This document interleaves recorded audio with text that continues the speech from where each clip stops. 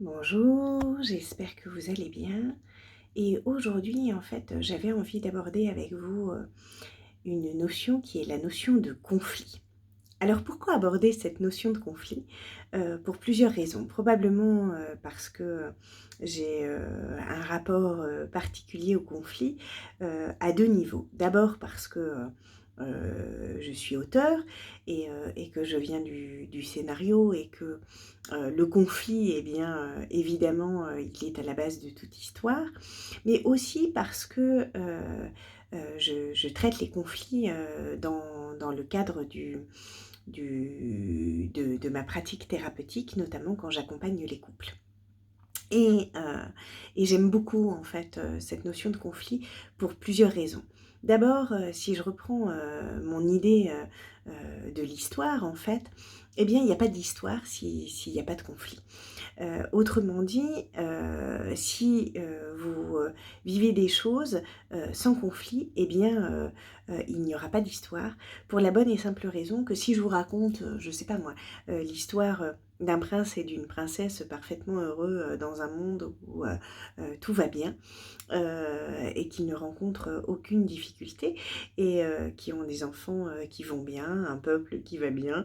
Il fait beau tous les jours et ils ont, un beau château et ils sont heureux et ils s'aiment et ils vivent tout le temps et cetera et cetera. Enfin bref, si je continue, comme ça, pendant 20 minutes, vous allez vous endormir et puis surtout vous allez, couper la vidéo en vous disant vraiment: «On s'ennuie». Et voilà. Pourquoi? Parce que, finalement, je ne vais pas amener de conflit. En revanche, si je raconte, la même histoire, mais que j'invente, une maladie grave à la fameuse princesse ou un secret caché, du prince ou, quoi que ce soit d'autre, mais qui va amener un obstacle à l'histoire, eh bien, celle-ci va devenir vivante et d'un coup, vous allez être plus intéressé. C'est un petit peu ce qui se passe, je ne sais pas si vous regardez, des séries télévisées, mais, dans les séries qui sont, très réussies, on a ce qu'on appelle, à la fin d'un épisode, et parfois même à l'intérieur des épisodes, des cliffhangers, c'est-à-dire, des moments où nous sommes sur le haut de la falaise et puis on ne sait pas trop ce qui va se passer. Et ben un cliffhanger, c'est quoi? C'est quelque chose qui va amener un nouveau conflit une nouvelle information, une nouvelle révélation qui va générer du conflit. Et on se dit waouh, comment on va s'en sortir? Et ça nous rend addicts en tant que lecteur ou en tant que spectateur. Pour quelle raison? Eh bien parce que, le conflit est ce qui nous permet de mieux nous connaître. Dans une histoire, votre personnage, souvent, il se retrouve, il vit dans un monde, ordinaire d'une certaine manière et puis, il va lui arriver, ce qu'on appelle un incident déclencheur, c'est-à-dire, un premier obstacle, un premier conflit qui va le faire basculer dans une histoire qui va, probablement l'amener à visiter quelque chose d'extraordinaire à l'intérieur de lui, de différent.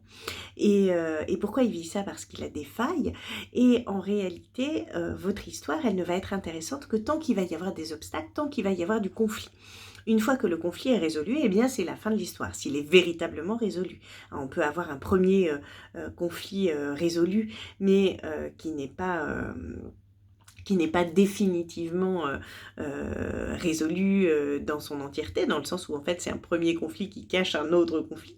Mais si, la totalité des conflits est résolue, eh bien, vous arrivez à la fin de l'histoire.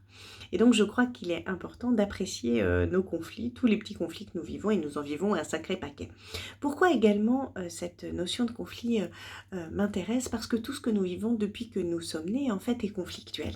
Je veux dire, rien que la naissance est conflictuelle, hein, c'est un moment de séparation et la séparation est quelque chose de compliqué pour nous les êtres humains, pour la bonne et simple raison que notre première expérience de la vie est une expérience fusionnelle. Le truc, c'est que cette expérience fusionnelle, eh bien, c'est une expérience où nous ne sommes pas individués, c'est-à-dire que nous sommes à l'intérieur de notre mère, nous fusionnons avec elle et nous ne nous vivons pas en tant qu'individus. Et puis, lorsque nous sortons du ventre, eh bien, nous faisons la première expérience d'un conflit compliqué puisqu'il faut sortir, et que, ça n'est pas facile. Alors ça, c'est d'un point de vue, historique. Mais d'un point de vue également, relationnel, pourquoi est-ce que j'aime bien le conflit? Ça ne veut pas dire que j'aime, le fait que les gens, se disputent ou se battent, pas du tout. Mais, dans la notion de conflit et quand on touche véritablement au conflit, souvent, dans le travail thérapeutique, et quand j'assiste en fait au conflit entre les couples, ou que moi-même je rentre en conflit, parce que ça m'arrive souvent, je suis une thérapeute comment dire, assez impactante en fait, tout en étant, j'essaye en tout cas, la plus douce possible, la plus bienveillante et la plus enveloppante possible. Je propose plutôt un travail, de confrontation, donc une thérapie confrontante, et donc ça nous amène à vivre du conflit. Et pourquoi est-ce que j'aime ça? Parce que, un conflit dans lequel il n'y a pas de passage à l'acte, bien sûr, hein, qui est juste exprimé, nous permet en fait d'aller au cœur de l'histoire. Nous permet de comprendre, tiens, qu'est-ce qui fait que vous êtes énervé? Qu'est-ce qui fait que vous êtes en colère là maintenant? En fait, et bien ça permet de comprendre le besoin qui se cache derrière. Et si on ne regarde pas les conflits, si on veut éviter le conflit toujours, eh bien, finalement, on n'accède pas à soi, on n'accède pas à l'autre, on évite de regarder les besoins fondamentaux qui sont à l'intérieur de nous et qui pourtant sont essentiels pour mieux nous connaître, pour mieux nous révéler à nous-mêmes. Moi, je crois profondément que nous nous rencontrons à l'occasion de l'autre et que c'est l'autre qui me renvoie qui je suis. Et pourquoi il me renvoie qui je suis? Parce qu'à son contact, je me raconte mon histoire, hein, je me raconte toujours mon histoire. Je crois que nous sommes toujours d'une certaine manière en projection. J'en ai parlé dans une vidéo sur le récit et sur les héros. Doit-on se méfier des héros? Mais je crois qu'en fait, la notion de conflit, eh bien, elle nous permet en fait d'accéder à notre plus belle part de nous-mêmes et à nous sortir du masque, à nous sortir de la persona. La persona, c'est les étiquettes que nous nous collons à nous-mêmes, que parfois, bien souvent, l'environnement nous a collées. Et je crois qu'en sortant de cela, en fait, en acceptant le conflit, eh bien, nous fissurons d'une certaine manière notre masque, nous créons des fractures à l'intérieur de cette persona et nous laissons passer la lumière. Et cette lumière, eh bien, c'est une lumière intérieure qui vient, en fait, de notre véritable fondement. Et s'il n'y avait pas de conflit, eh bien nous n'y aurons pas accès. Or, le conflit, c'est la dualité, et nous vivons dans un monde duel, puisque nous sommes incarnés, puisque tout est impermanence, et que nous allons trépasser. Et qu'en même temps, entre-temps, nous faisons une expérience. Et cette expérience, parce qu'elle est duelle, parce que je suis moi et que tu es différent de moi, parce que tu es l'autre et que je ne te connais pas et que je n'aurai jamais accès à ton interne absolu, eh bien, c'est conflictuel, c'est douloureux, c'est compliqué. Et en même temps, c'est magique, merveilleux, parce que c'est le moment de la rencontre. Et c'est un petit peu ce qui se passe, vous savez, au moment du stade du miroir. C'est quoi ce stade du miroir que vit le petit enfant lorsqu'il est vraiment tout petit, hein, moins de 2 ans? Eh bien, en fait, waouh, il voit quelque chose dans le miroir, il voit un autre être, et il comprend que c'est lui-même. Mais en réalité, l'image qui lui apparaît, ça n'est que l'image que lui en renvoie le miroir. Et donc, finalement, il est double, il est à la fois dans le miroir, l'image qu'il voit de lui, et ce qu'il se sent être à l'intérieur. Et je crois que le fait de nous accorder ce côté double, en fait, cette dualité, rend les choses évidemment conflictuelles parce que nous sommes quelque part opaques à nous-mêmes et en même temps magnifiques parce qu'elles nous permettent d'accéder au mystère de l'être humain, qui est un être très complexe, parce que conflictuel justement. Et je ne sais pas vous, mais moi je fais souvent l'expérience de l'ambivalence des sentiments, de l'ambivalence des émotions. Et en réalité, nous ne détestons que les gens que nous aimons. Nous n'éprouvons pas de détestation ou de colère en fait vis-à-vis de ceux que nous n'aimons pas ou que nous ne fréquentons pas, pour la bonne et simple raison qu'en fait ils sont absents de nos vies.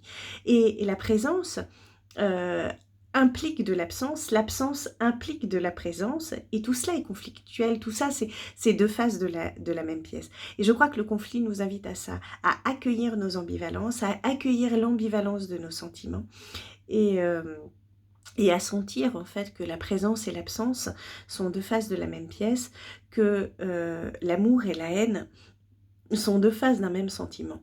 Alors bien entendu, je vais quand même atténuer mon propos, c'est-à-dire que quand je dis que j'aime le conflit, que j'aime l'ambivalence, c'est une ambivalence que j'essaye de circonscrire, sur laquelle je mets de la pensée, hein, que j'essaye de comprendre, c'est-à-dire de l'apprendre avec moi. Hein, comprendre, c'est ça, c'est prendre avec soi. Et que je ne